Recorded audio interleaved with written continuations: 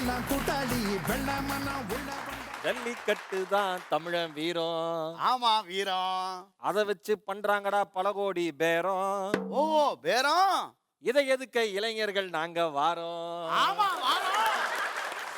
ஜல்லிக்கட்டை தடை செய்யறவங்களுக்கு ஆப்பு வைக்க போறோம். ஆப்பு வைக்க போறோம். ஆப்பு வைக்க போறோம். ஹலோ வணக்கம் மதுராமன் வெல்கம். இது சிரிப்படா கோ பிரசிடென்ட் பாய் பதஞ்சலி கேஷ் காந்தி பாலாஜி. சாக்ரட்டிஸோட சேர்ந்து நமக்கு கொஞ்சம் சமுதாய அறிவு வந்துருச்சுன்னு நினைக்கிறேன். உனக்கு நார்மலாவே இருக்கு, இவருடைய சேர்த்து ரொம்ப ஓவரா இருக்கு. ஓவரா ஏன்னா இங்க இல்லவே இல்லையே. இது கழுவு. அதான் ஊத்திங்க கழுவி. அன்னைக்கு ஒருத்தர் வீட்டுக்கு போயிருக்கேன். புரிய வீடு, சிசிடிவி கேமரா எல்லா ரூமுக்கும், வாசல் உட்பட காஸ்ட்லியான நாய் வாங்கி வச்சுக்கிறான் அந்த ஆளு. அந்த நாய் எங்கேயாவது ஓடிட்டு போகுதுன்னு சிசிடிவி கேமராலே பார்த்துன்னுக்குறான்.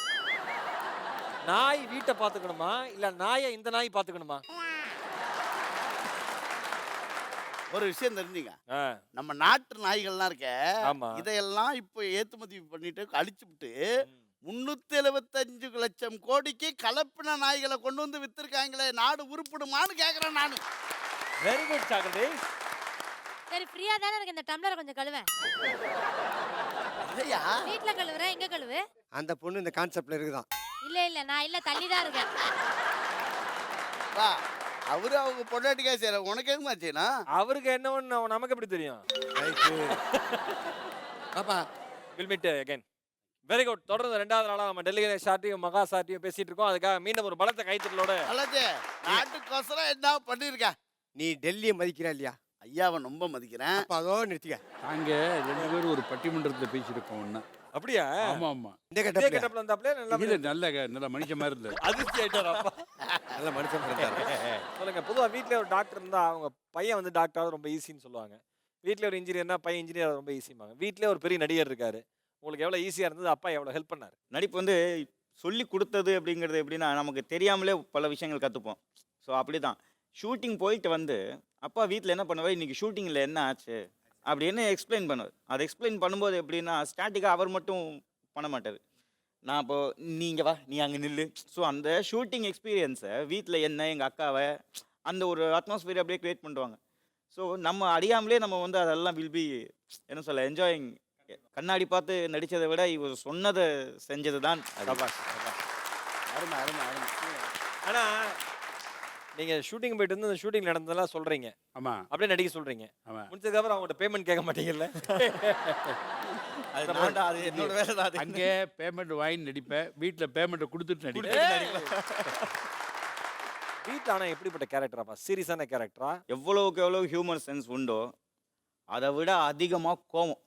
தப்பு நடந்தால் கோவம் வரும். ஒரு நாளைக்கு போகிறேன் பாத்ரூமுக்கு, பேஸ்ட்டு தேய்க்கிறேன் நுரையே வரல. என்னம்மா பேஸ்ட் இப்படி நுரை வரலையே என்ன அது அப்படிங்கிறாங்க.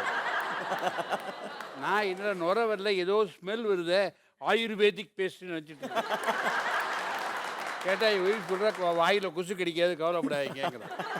பாய்சன் ஆச்சே அப்படி என் ஃப்ரெண்டுக்கு ஃபோன் பண்ணுறேன். அவர் கொஞ்சம் டாக்டர் மாதிரி. அவருக்கு ஃபோன் ஒன்று எடுத்த முதல் கொஷின் ஐயோங்கிறாரு. அது முழுங்குனீங்களா துப்புனீங்களா அப்படின்னாரு. இப்போ பேஸ்டியே முழுங்க மாட்டேன், இதையவையா முழுங்குவோம், துப்பிட்டேன். அப்படியா? தொண்டைக்கு உள்ளே போச்சா? எனக்கு தெரியலையே. நீங்கள் எதுக்கு உப்பு போட்டு கார்கிள் பண்ணுங்கள் சரியாயிரும். அப்படியும் சரியாகலைன்னா நீங்கள் டாக்டர்கிட்ட போங்கன்னு அவர் பயமுறுத்தி விட்டார். இப்படியெல்லாம் நடக்கும்போது கோவம் வருமா வராதா? பேஸ்ட் வந்து ஒரே மாதிரி தான் இருக்கும். அது கொண்டு போய் அங்கே வைப்பாங்களா? ஏடா நீ தேய்ச்சதுனால அவருக்கு சப்போர்ட் பண்ணாத. அப்பா அப்பா தான் டெரர் தான் வீட்டில். இந்த படத்தில் காட்டுற சாதுவான அந்த கணேசன் கிடையாது. அப்பாவுக்கு வந்து எல்லா ரோலுமே செட் ஆகும்ன்றது ஆரம்பத்தில் மகேஷ் சொன்னார். என்னை பொறுத்த வரைக்கும் நான் பார்த்த வரைக்கும் பார்த்தீங்கன்னா அந்த சமையல்கார ரோல் இருக்கு பாருங்க, அப்படின்னாலே அது டெல்லி கணேசனா தான், வேற ஒருத்தருக்கு செட் ஆகி பார்த்ததே கிடையாது. அடிச்சுக்க முடியாது அவரால். அதே மாதிரி சிந்து பைரவி என்ன ரோல், அதெல்லாம் ட்ரிங்க் பண்ண மாதிரி நடிப்பல்ல. ஆமாம். அது அந்த மாதிரி எங்களுக்காக அந்த ஒரு ஒரு ஒரு ஒரு ஆக்ட் எங்களுக்காக. நான் தனியாக வெளில போயிட்டு நீங்கள் இப்போ நல்லா ஏற்றிருக்கேன், வாங்க வாங்க பார்ப்போம். என் குடும்பம் நடுத்தருக்கு வந்துடுச்சு, மான மரியாதை எல்லாம் போயிடுச்சு, பாப்பமா வா இந்த மாதிரி